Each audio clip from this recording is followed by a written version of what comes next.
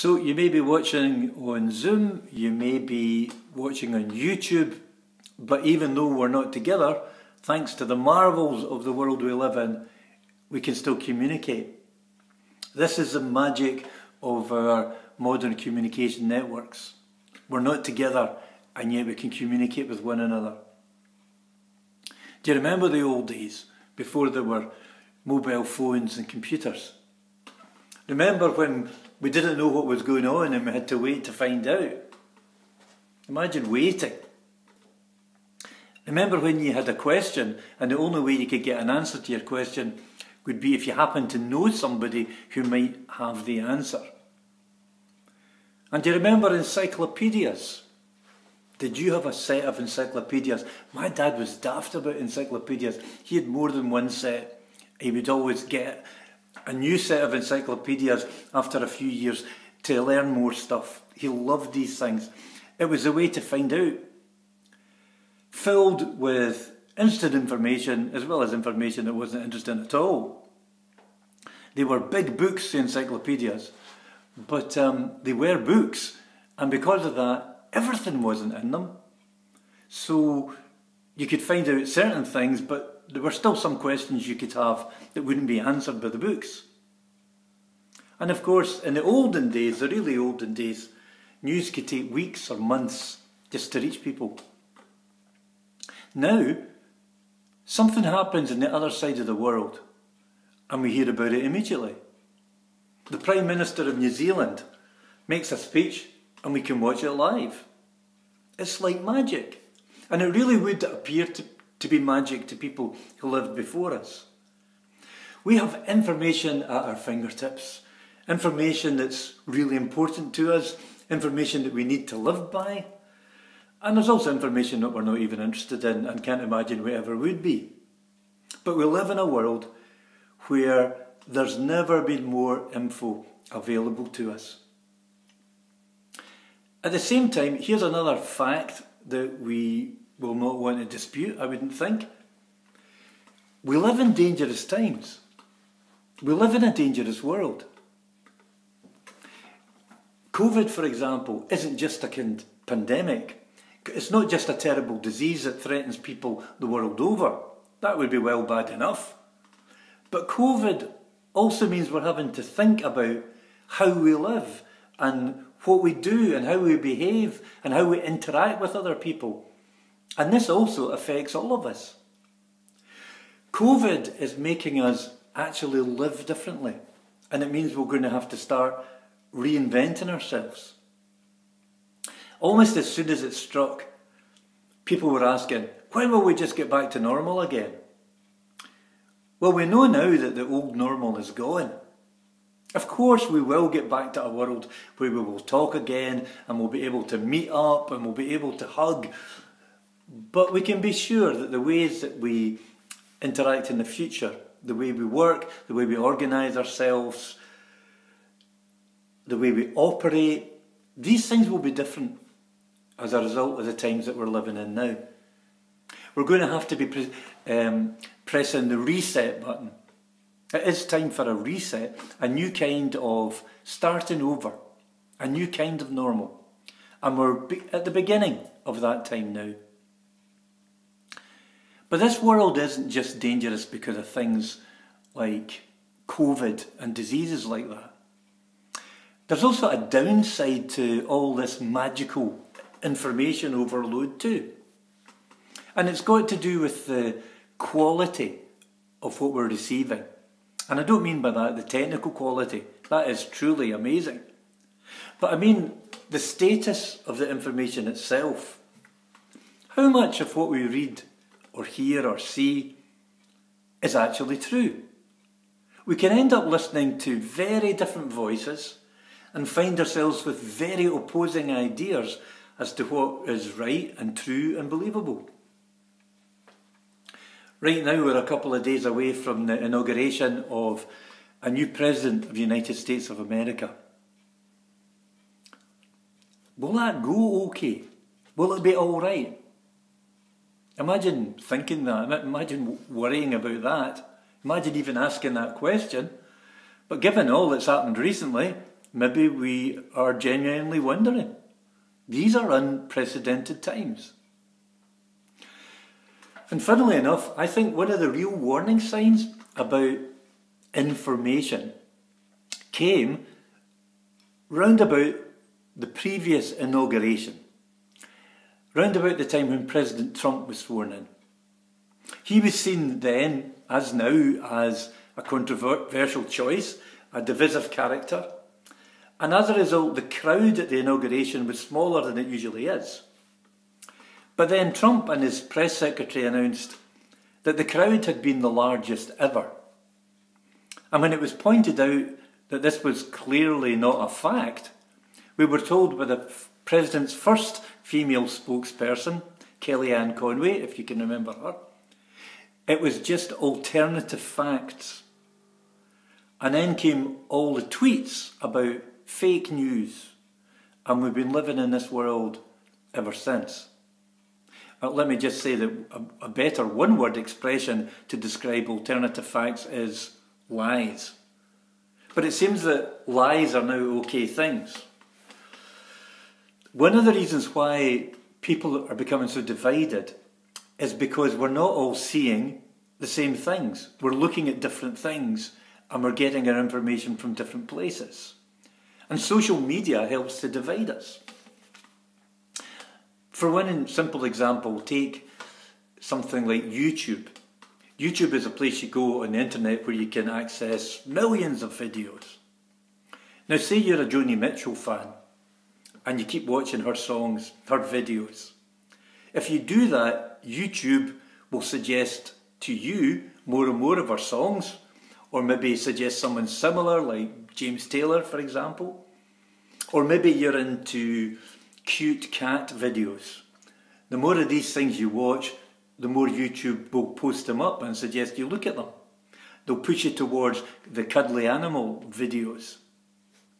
Now, if you're using YouTube to try and catch up with what's going on in the world, you'll discover that there are zillions of news channels out there, and especially in the USA. And if you're preoccupied with what's going on there just now, as many people are, you might be doing this and you discover there are so many news outlets. And they aren't hand-knitted things like me broadcasting to you from my kitchen or from down here in the church. These are people who are sitting in state-of-the-art TV studios wearing sharp suits, and they've got wonderful graphics, and they're peddling total lies, but they look the part. And it's tempting to assume these shows are genuine news shows. We don't really see this in mainstream broadcasting in the United Kingdom to anything like the same extent. But it's there, especially in the USA. And I'm sure that there are more than two different worlds within the USA. But there is at least two worlds, very different worlds over there. And they don't see or hear the same things because the sources of information that they're using are diametrically opposed. And that's why we have a situation where millions of people do seriously believe that the election was stolen, even though it wasn't, and those Republicans in high office and those Conservative judges appointed personally by the President know that there's no evidence. So why does anyone believe it? It's because of the misinformation spread by some in the media and in wacko churches proclaiming the current president to be some kind of messiah figure. It's particularly strange that any Christian could see him as a messiah when, in the words of the Killer's big hit, he doesn't look a thing like Jesus, to say the least. So here's a deeply dangerous side to this magical surplus of information. Lies and confusion can spread very easily. So who are we listening to? Who do we trust? Who can we trust? As Christians, our deepest allegiance is never to any political group or political person, however good or important that group or person might be. Our allegiance is to Jesus Christ. And we're always in trouble when we stray from what he has to say. Right now there's a lot for us to consider, a lot on our plate. There are things that we can't do much about ourselves. But there are also things that we can do. And there are even things that only we can do. One such thing is finding out how to operate as a church. We need to find new ways to work together, new ways to worship, new ways to communicate, new ways to serve people in need, new ways to spread the gospel's good news. It all seems fairly daunting, and in some ways it is, but let me end on a positive note. One thing we can all be doing is to simply do what we always do at this very time of year. At this very time of year, we begin to follow the story of Jesus once again. We reconnect with him and we learn from him. Jesus spoke about good news. He spoke about God's kingdom. And the kingdom of God, simply put, is God's dream for our world. It's about this world as it could be. It's about this world as it should be. My goodness, what is happening in our world? This is a cry from millions of people across the earth. My goodness, what's happening in this world? But it's also the question that lies at the heart of the gospel. Jesus came to show us how life should be lived and to show the world God's values.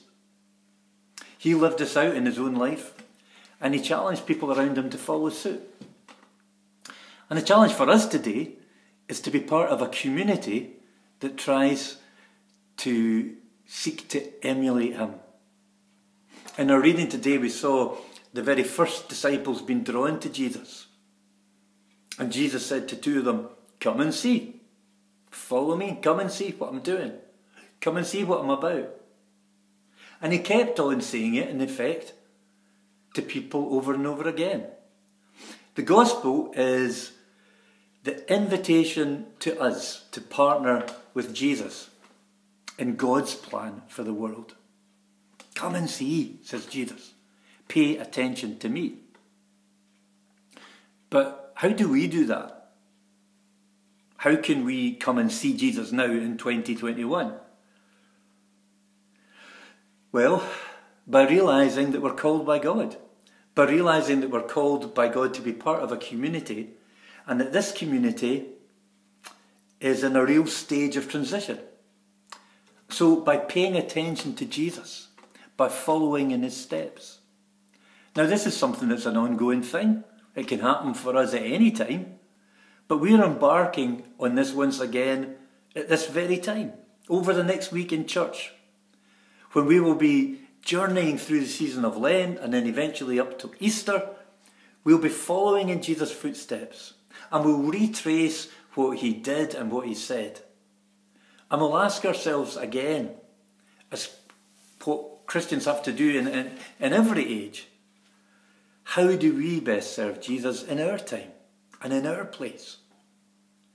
The stories that we're familiar with remind us of God's basic principles, but they have to be put into practice in each and every generation. And so we ask God, how can we do this?